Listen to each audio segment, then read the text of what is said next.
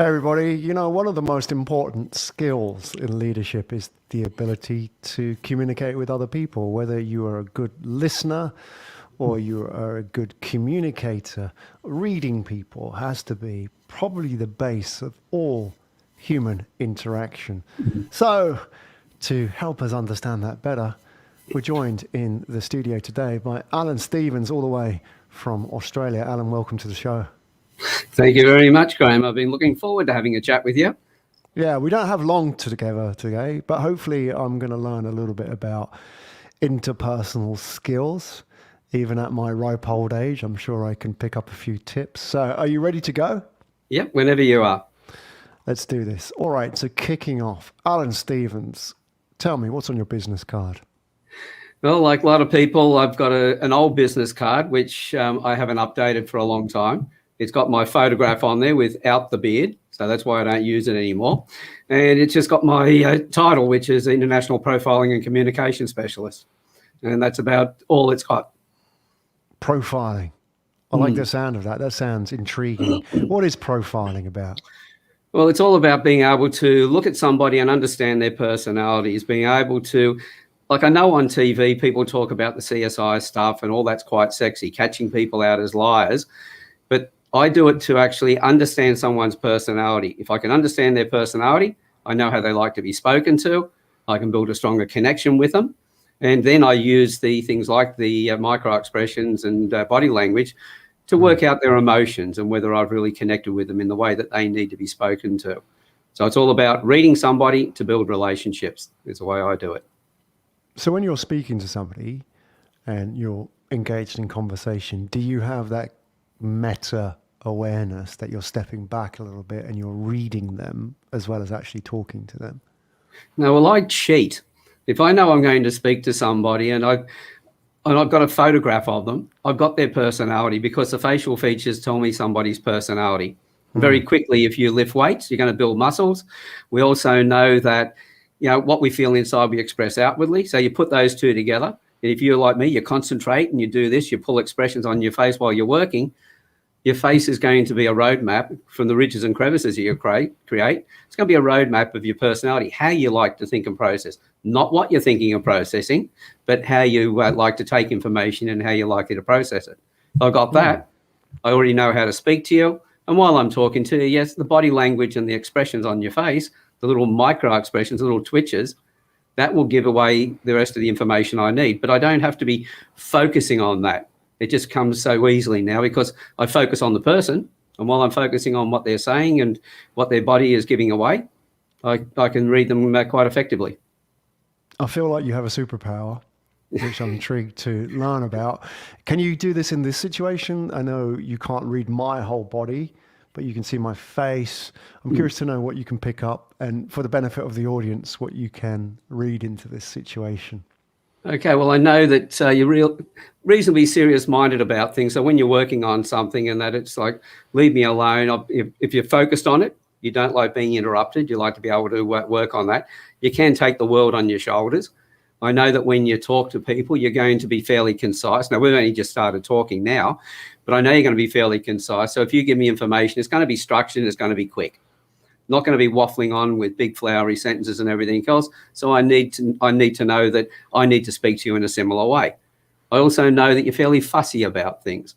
The work you put together, I know it's going to be spot on. So if you're designing something or you're preparing something for me, I know that you're going to have that together. I know there's good verbal expression there. I also know that you've got a bit of what I call an adventurous trait. So willing to try new things. I don't know. It's all about how things feel inside, not so much. Some people are very dramatic. They like to express themselves outwardly. And they're very vocal. To you and I, having aesthetic appreciation, they can come across as drama queens because they're always going. So we pull back. So if I had a dramatic appreciation and I was asking you what's going on, right, you're just going to move back into your cave. And when you move back into your cave, you're going to shut off. So I know not to chase you.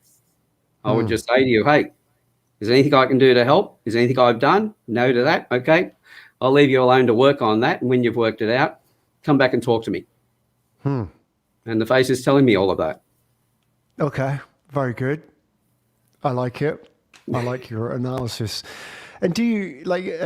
I guess when people talk about body language as well, they can do like the obvious signs, like these kind of, my crossed Mm, arms, and these are kind of very overt body language signs, which are mm, for anybody with a little bit of training, they can pick it up, right? They can say, okay, if you say something and somebody crosses their arm or they're sort of the mm, dominant display, we all know those ones, but mm. are there more subtle ones that are more revealing that you know that most people don't know when it comes to interpersonal communication?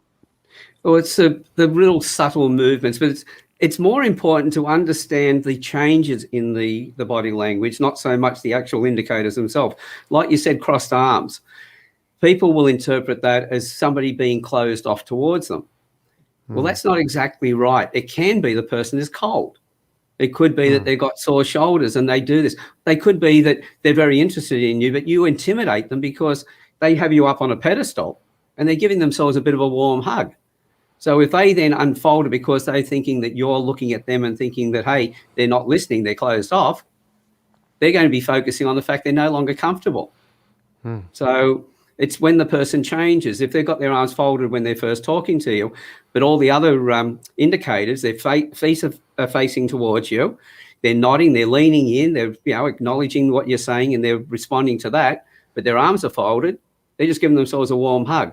If they unfold their arms, I know now they've become even more comfortable. So now I've really got the real connection with them. So mm. that's where it all comes in. It's taking it to the next level. Why is it that we engage in this kind of behavior? Why don't we just say, "Hey, Alan, I need a warm hug"? Why is it that we, even if I was to do this, I wouldn't be conscious of it maybe as well. I may be feeling it, but in the moment when I'm talking to you, I'm sort of crossing my arms and I'm not aware that I'm doing it. So why do I engage in that behavior and not just outright say to you, "Alan, I'm a little bit intimidated," or "I'm feeling a little bit uncomfortable about this"? Well, as you said, it's all unconscious, and it can come back. It's not just that you're intimidated by me at the moment.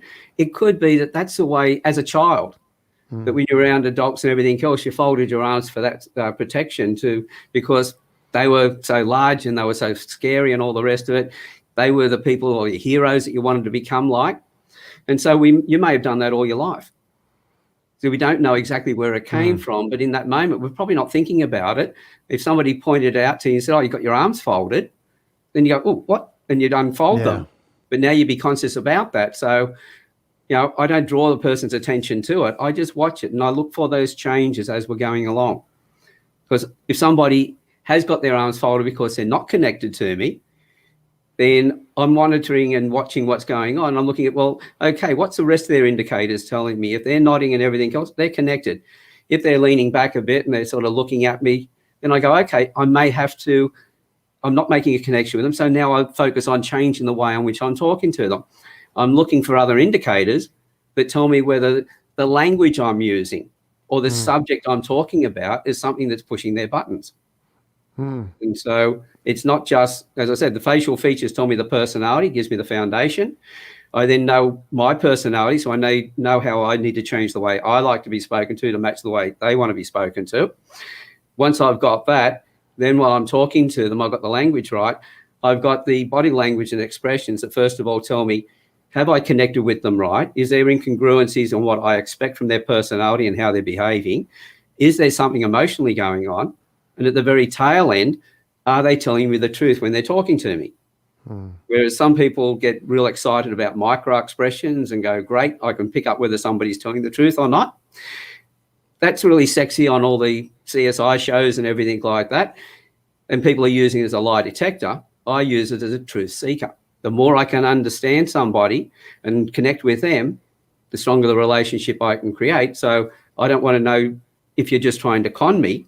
I also want to know if there's something emotionally going on. How can I help you? How can I build that stronger relationship? So obviously there's a skill here in reading people. Can you now teach that to people such that they can be read better? Because I'm sure, like you said, the example of somebody crossing their arms, or we maybe adopt body language which conveys something to somebody else, which may be incongruent with our feelings, or maybe not building trust with somebody, what are the things that we should watch for as communicators? Are there sort of easy hacks, if you like, that we can take away and say, look, just pay attention to this in communicating, especially in this environment where you're communicating virtually? Yeah. We're not used to it. I really can't yet, see anything down beneath where your elbows are. I can only see your hands when you bring them up. So it's only the top section. But what I've got a great view of, and the internet connection we've got's really good, is I can see your face. I can see your expressions. Now, the face has got 43 muscles. It can pull over 10,000 expressions, they say, about 3,000 that they've given names to. But there are 7 which are universal. Doesn't matter if you've been born in a tribal village, a capital city, or even if you've been blind from birth. If you feel one of those emotions inside, you'll have the corresponding expression on your face. And they're called micro expressions because they're uncontrollable. When something happens around you, your unconscious mind responds, you get the expression on your face, and then your conscious mind steps in and shuts it off. It can be as fast as a fifth of a second down to 1/25th of a second. So with that, while I'm talking to you, if I'm talking about, say, a good friend of yours who was just going through a tough time, I expect to see some sadness or whatever. If I see a little twitch of a smile, and it's just like that, the click of her fingers, I know that you're happy about it, but I don't know why until I ask some more questions. So those 7 micro expressions give you so much power. You don't need to learn all the other expressions. You just need to learn those. Learn this? Can we all learn this? Yep. I'll give you a quick rundown. My background was dreadful at reading people. 2 divorces, a lot of broken relationships, business partners who emptied the bank out. And through some of the work I was doing, about 2008, I really started to step up, doing a lot more work than what I've been doing before. I used other psychometric profilings and other systems. But I then looked at reading faces. And that's when I started to improve. I realized that every child has this ability, except for a small number who have particular conditions where they can't read facial features or expressions. But the rest of us, we're all perfect as young children.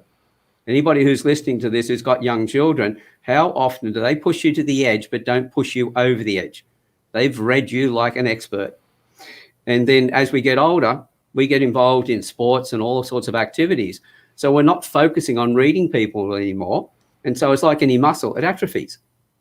So all I am in teaching other people is a personal trainer that helps them build that muscle back again. And I was lucky enough to find people who were in that, where I am now, being able to teach me to be able to do the same thing. So anybody can learn this. Excellent.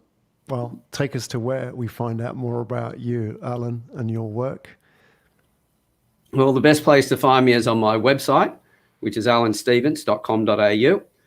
And as you see it on the screen there, alanstevens.com.au. You'll find plenty of testimonial videos in there. So I can tell you what I can do, but the best you'll ever get is to hear what other people have said. That's before you actually do it yourself. Go to the site and see what everybody else has been able to get from it in all different areas of life. Excellent. Alan Stevens, everybody. Alan, thank you for joining us on the show today. That was really insightful and interesting. That was my pleasure. Thank you very much, Graham.